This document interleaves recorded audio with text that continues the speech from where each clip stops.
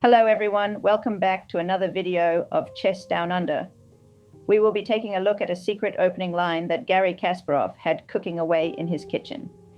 It is very unknown at the club level and has a lot of tricky points to it. The line is in the Sicilian Defense, so white starts with e4, c5, knight to f3, and here black plays knight to c6, not d6 or e6. White goes for the open Sicilian, pawn to d4. We have an exchange of pawns. Black brings his knight onto f6, attacking white's central pawn, and white guards it with knight to c3. It is in this position here where all four knights are out, and black has played neither of his central pawn moves. Here black plays e7 to e5 in one move.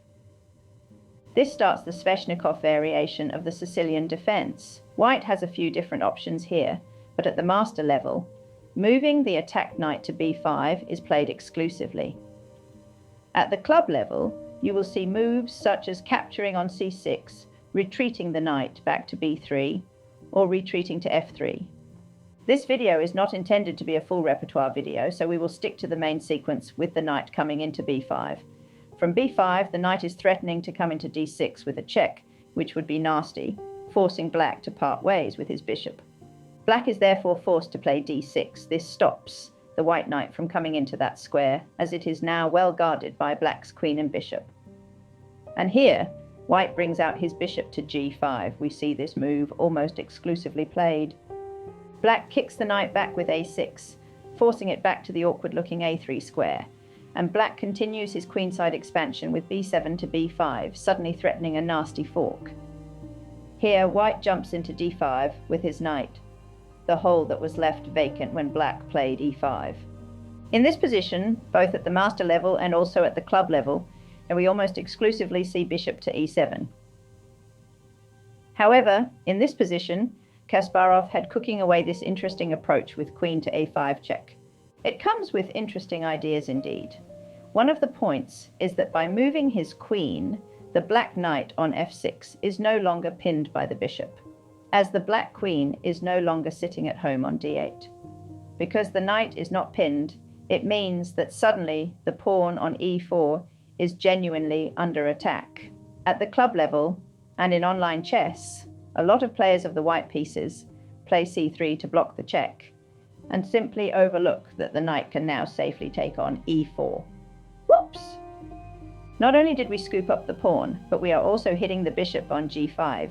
It is at this moment that white realizes he has made a mistake. Club players with the white pieces here often continue with pawn to b4, striking the black queen. They are licking their lips here, thinking that they are winning, but boy, how wrong they are. Their idea is this: the black queen is unable to retreat as every square is covered. The black queen must step forward, taking the loose knight on a3. And now we see white's point.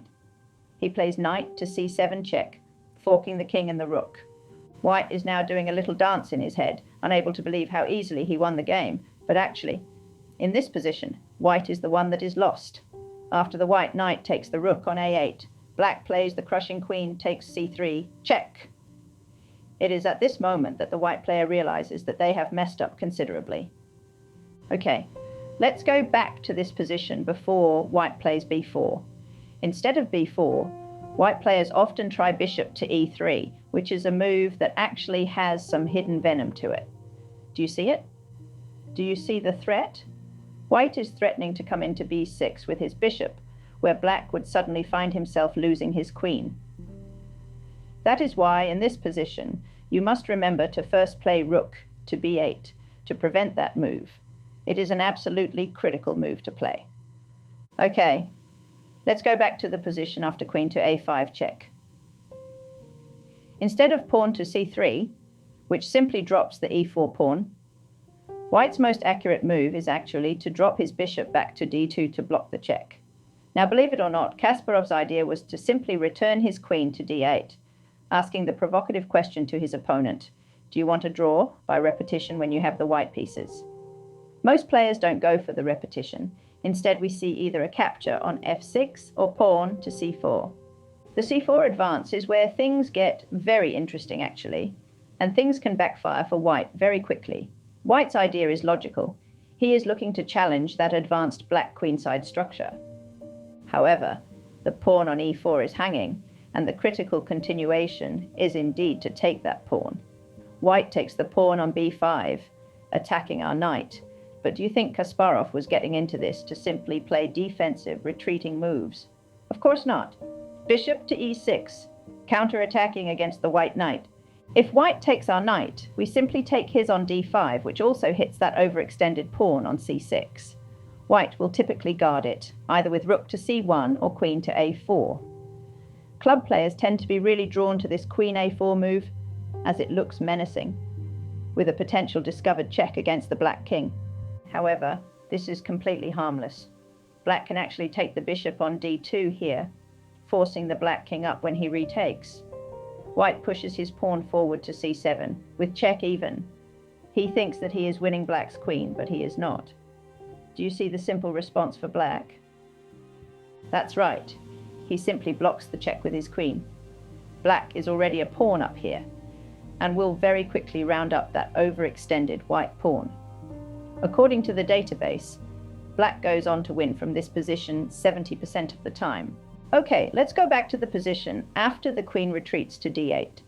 Instead of c4, what do we do if white takes our knight on f6, which is the most common continuation actually at the club level? We simply retake the knight, with our queen, of course. After white develops his bishop so he can castle kingside, we don't play an automatic move such as bishop e7. No, we slide our queen across to g6. Why should we make things so easy for white? White now castles, and you might think to yourself that the purpose of queen g6 was to meet castles with bishop to h3, looking to pick up an exchange. But actually, that was not the point of queen to g6. In fact, bishop to h3 here is completely venomless, as white can defend simply with queen to f3. Instead of bishop to h3, we have a few other ideas up our sleeves. First, we bring out our bishop to e7 and castle our king to safety. We then have the idea of striking at white's central structure with f5. Club players with the white pieces here are usually happy to see this. They welcome the idea of exchanging light squared bishops. After all, black's remaining dark square bishop is, quote, bad, as it is on the same color complex as the central pawns. However, black does have his own positional trumps. He has the half-open f-file, with his rook already actively placed there. From here on, black has an equal position, with easy moves to play. Well, there we have it for Kasparov's secret and interesting queen to a5 approach in the Sveshnikov Sicilian. I hope that everyone enjoyed the video, and as always, please do like and subscribe to help support the channel.